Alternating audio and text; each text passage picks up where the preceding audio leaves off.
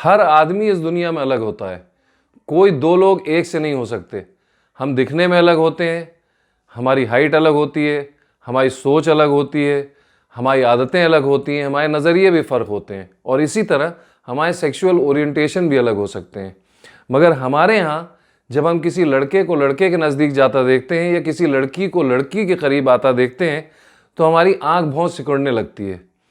और ऐसे में ये सुनना आम बात है कि क्या ज़माना आ गया है जहाँ एक लड़का लड़के के साथ और एक लड़की लड़की के साथ रिलेशन बना रहे हैं। मगर भाई साहब, होमोसेक्सुअलिटी अब क्राइम नहीं रहा। 6 सितंबर को सुप्रीम कोर्ट ने एक अहम फैसले में ये बात क्लियर कर दी थी कि homosexuality is no more a crime. नमस्कार दोस्तों, डीएनपी इंडिया में आपका एक बार फिर स्वागत है। मैं हूं आपका होस्ट और दोस्त मेहदी और आप देख रहे हैं अपना मनपसंद शो हम तुम विद मेहदी। दोस्तों, आज जिस टॉपिक में मैं आपसे बात करने जा रहा हूं वो टॉपिक एक ज़माने में हमारे यहाँ बहुत गंभीर टॉपिक हुआ करता था। उस टॉपिक का नाम है LGBTIQ। होमोसेक्सुअल कम्युनिटी को हम LGBTIQ कहते हैं। LGBTIQ क्या है, इसमें जाने से पहले आइए मैं ये आपको बताता हूँ कि होमोसेक्सुअलिटी को इलीगल करार देने वाला कानून यानी कि धारा 377 को 6 सितंबर 2018 को सुप्रीम कोर्ट की एक 5 जज की कॉन्स्टिट्यूशनल बेंच ने लीगल कर दिया था। इसकी इलीगैलिटी अब हट चुकी है। So homosexuality is no more a crime in India. चलिए अब मैं बताता हूँ आपको कि इस कम्युनिटी में हम किन किन लोगों को शामिल करते हैं। LGBTIQ का फुल फॉर्म क्या है? देखिए, होमोसेक्सुअल्स को जनरली हम LGBT कम्युनिटी कहते हैं। इसमें L stands for lesbian, G for gay, B for bisexuals और T ट्रांसजेंडर्स के लिए यूज होता है। वहीं कई और वर्गों को जोड़ करके इसे क्यूअर कम्युनिटी भी कहा जाता है।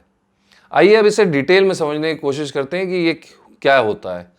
देखिए, लेस्बियन हम उन महिलाओं के लिए यूज करते हैं जो दूसरे महिलाओं से अट्रैक्ट होती हैं सेक्सुअली और वो दूसरी महिलाओं के साथ सेक्सुअल रिलेशनशिप में रहना चाहती हैं।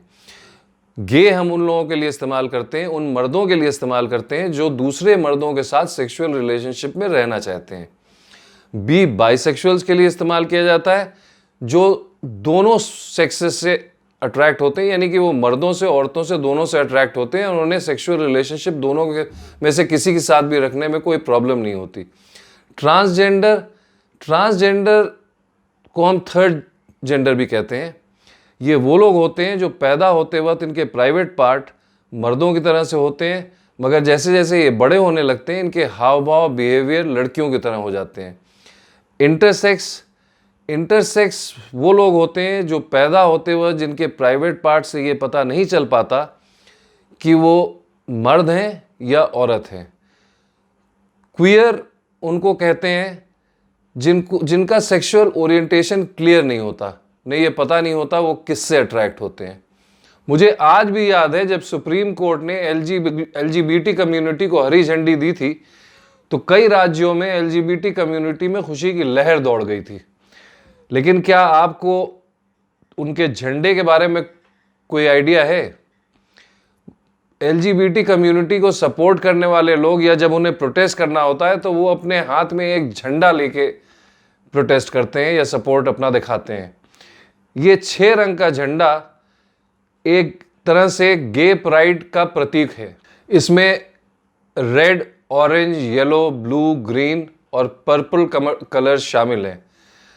जब भी LGBT कम्युनिटी को किसी तरह की कोई प्रोटेस्ट करनी होती है या जब भी LGBT कम्युनिटी को किसी तरह का कोई सपोर्ट देना होता है तो वो इस झंडे का इस्तेमाल करते हैं। ये झंडा सबसे पहले सैन फ्रांसिस्को के एक कलाकार गिलबर्ट बेकर ने LGBT कम्युनिटी यानी कि होमोसेक्सुअल कम्युनिटी को पहचान दिलाने के लिए बनाया था।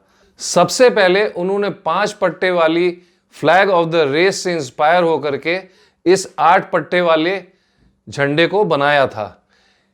इस झंडे में 8 रंग होते थे, जिसमें ऊपर से नीचे की ओर देखते हुए गुलाबी रंग सेक्स को, लाल रंग जीवन को, नारंगी रंग ट्रीटमेंट को, पीला रंग सूर्य को, हरा रंग शांति को, फिरोजी रंग कला को, नीला रंग एकता को और बैगनी आत्मा को दर्शाता था, मगर अब इस झंडे में 6 रंग होते हैं।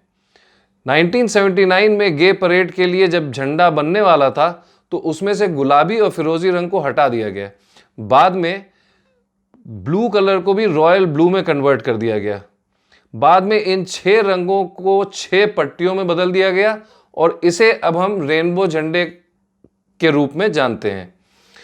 आइए अब मैं आपको LGBT कम्युनिटी के ऊपर कुछ पंक्तियां सुनाता हूं।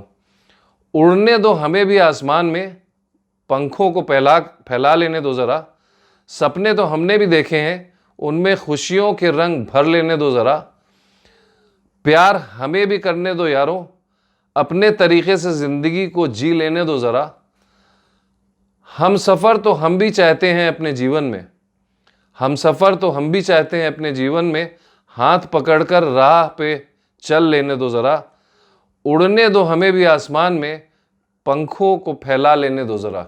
दोस्तों, आखिर में मैं आपसे बस इतना ही कहना चाहूँगा कि सेक्सुअल ओरिएंटेशन हमारी और आपकी अपनी चॉइस होनी चाहिए। ये कोई ऐसी चीज़ नहीं है जिसे हम किसी दूसरे पे थोप सकें।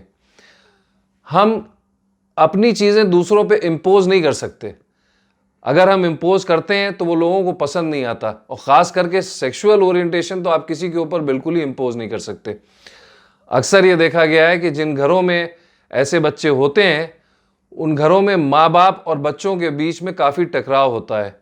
ज़रूरत इस बात की है कि हम अपने बच्चों को जिस फॉर्म में भी उनका सेक्सुअल ओरिएंटेशन है उस फॉर्म में एक्सेप्ट करें और बात को आगे बढ़ाएं, ना कि इस चीज़ के ऊपर हम टेंशन करें। ऐसे में दोनों ही पार्टीज टेंशन में रहती हैं, माँ बाप भी टेंशन में रहते हैं और बच्चे भी टेंशन में रहते हैं। तो हमें ये चाहिए कि हम जो जैसा जिसका सेक्सुअल ओरिएंटेशन है उसे उसी तरह से हम एक्सेप्ट करें। आपको अगर हमारा ये LGBTIQ का वीडियो अच्छा लगा हो तो प्लीज़ इसे लाइक करें, शेयर करें, और अगर आपने अब तक हमारे चैनल को सब्सक्राइब नहीं किया तो प्लीज़ हमारे चैनल को सब्सक्राइब करें।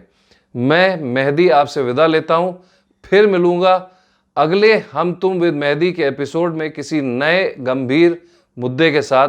तब तक अपना ख्याल रखें, खुश रहें, नमस्कार।